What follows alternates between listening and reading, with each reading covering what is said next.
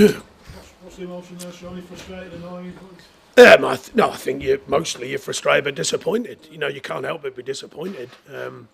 You can see the goal that cost you in the dying embers of the game is obviously disappointing, and particularly it was completely avoidable. We didn't need to give the corner away. I'm starting at the reverse here and going back to the beginning, but we didn't need to give the corner away in the first place. One of the teams you can work either way if you get someone sent off. Yeah, I mean, it's first half we didn't quite get to grips with it. That was obvious. They, without making too many chances, they still opened up pockets of play against us where we just didn't find that the moments apart from the goal. Great, really good goal from Dyche, and he was another shining light again today. But overall, first half, we didn't really affect the game. A couple of maybes, but we didn't really control the game. Second half, of course, we had a chat at half time. We controlled the game. And by the end of it, you're kind of waiting for the moment of quality and the moment of clarity. And we never found that. We found a couple of maybes, for sure. And Dwight's unlucky from distance, and one lands to Corky, which is a really good chance. And Woody's a margin, I think it was offside, actually. I think it was a margin offside. And before we go on to the penalty shout, Vids gets in behind, but the real moments, the real clear moments, we didn't quite find them. As much as our dominance with the ball, we didn't find them moments. As much as our crossing, the amount of cross we put in, them real, the cross that we all know are the real hard ones to deal with. We didn't find them moments, and then you go into the last stage of the game, and you're always fearful as a manager about set piece late in the game because the what ifs, and unfortunately they scored.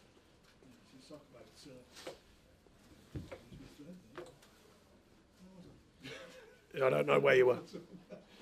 No, but having got back in the game, you said sort of control the second half, but Casper yeah. He's not made it. Well, he makes a save of Vids at the end, and like I said, we should be not testing him. We should be scoring on a couple of occasions, but we didn't test him nonetheless. Like I say, it can be difficult though. 4-4-1-1 away from home. They're making defensive substitutions at the end, so they're obviously thinking we'll take this. And you have to keep knocking on the door, and you have to keep finding them pockets. You have to keep opening up the moments, and we nearly did, but that's been a challenge ongoing for years here, and certainly this season when we've had good amounts of play, good possession. Same against Palace. Palace were a good performance, but you lose, and that's the key thing. You've got to win games, and we never found the moments that count, the real quality that you need to score goals. And credit to Leicester, they second half they camped in 4-4-1. Look for the counter, which they didn't really do that many times actually, but they go away with a win, and that's we've had to do that many times. It's a worrying trend for conceding late goals this season, isn't it? That's the 10. Well, yeah, that's sometimes the challenge of it. I mean, a lot of the ones have not been deciders, so that sometimes if you're down in a game, especially early season, it's you're chasing the game that happens. But today, when it's a tight one and it costs you, well, then that's not enjoyable. Let's put it that way. The referee the only one in the ground that didn't think it was a pen? I just think, I'm not going to start harping on about it. Everyone knows my feelings, but I just think it's a sad state of the game where people can touch you on the shoulder and somehow your legs buckle and it's a penalty, and Charlie Taylor falls naturally, which I've spoken about many times. I haven't seen it in slow motion, by the way. I've seen it in fast motion. Not at the game, I've seen it on the monitor, but in fast motion. I think you do well to find that he hasn't touched him. And therefore, I keep getting told that if you touch him on the arm, your legs can go under you. But he gets touched on the foot. But apparently today, your legs not allowed to go under you. And because he falls naturally. I feel for the referees, I really do, because I think their eyes now are that trained to dive in and all that sort of nonsense that when someone does a real fall, they don't get a penalty. But there's more to it today. That's no excuses. We should have taken care of ourselves other than that. But of course, at 1-1, that's a really big moment, when they're basically camped in defending. So that's a big moment. The goals against a worry. I mean, Tom's not making many saves. Well, it's not enjoyable. I think we didn't have as big a threat there, and if you have a bigger threat forward and in your attacking motion, that often secures the back line. The biggest forms of defence is attacking, and it's not how you imagine, it's the actual psychology of it. And if you're not finding the key moments in attack, sometimes you're wondering as a defensive unit, are they going to find them? Because let's face it, they didn't have many. So there is that edge that comes with it, you know, and a bit of nervousness in the stadium and all them things. You know, it affected us first. It didn't affect us in as much second half, you know, the feeling in the stadium. And I thought the stand stayed with it, to be fair to them. They stayed with it, kept willing us on. So, yeah, it's a tight call on that side of things. But you know, 8 unbeaten not so long ago, that's the madness of the Premier League, you know.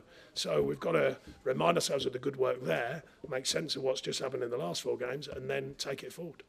You're looking for that sort of clinical, you know, that killer moment. You've been without Stephen for most of the season, Robbie for most of the season, since Christmas and so on and so forth. Well, yeah, but I think you believe in the squad, and I think, you know, Johan's getting back to fitness, Robbie's getting back to finish, Dwight's been a shining light. So no, I think we've certainly got players who can give us their moments, and of course you've forward players as well. But I'm on about more of the production. You know, it's an ongoing challenge for us. You know, it's not easy in the Premier League to open teams up. We know that. Using all your experience you've got at the stage of the season, isn't it? I mean, you personally, the club as well, you've been in this position before, and you've got out of it. So it's that, there's a confidence to doing that, but it's knowing how to keeping calm sort of thing. Well, I think the overview is what I said after Liverpool. You know, from where we were at Christmas to where I know you take it all day, but then when you zoom into the reality of this moment, then it's not enjoyable, you know, losing a game like that. And then you analyse the details, and that's what's changed. In the run of 8 without a loss was doing details of both boxes well. And I reminded the players of that before the game. And like I say, today, not that much wrong, but we needlessly gave away a corner we didn't need to give away. And then, you know, you've got a chance of conceding from a set piece. And sometimes you just need a little bit of the rub of the green as well, you know, not just the analysis. You need them moments to go, it hits Charlie Taylor, it balloons up in the air, lands straight on their fella's head. You know, that you want them to go with you, not just against you. What did you make of Dwight McNeil's performance? No, so I thought he was good again. I think he's continues to grow. I think I'm enjoying everything he's doing.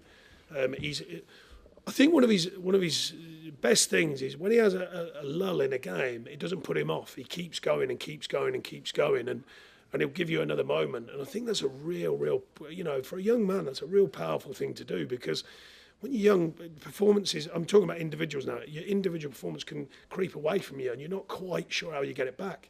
He's got a fantastic weapon of, even if he's having a quiet spell, he finds another moment, you know, where he grows again. And I think that's a real credit to him. And he continues that and scored a goal and looked a threat today again.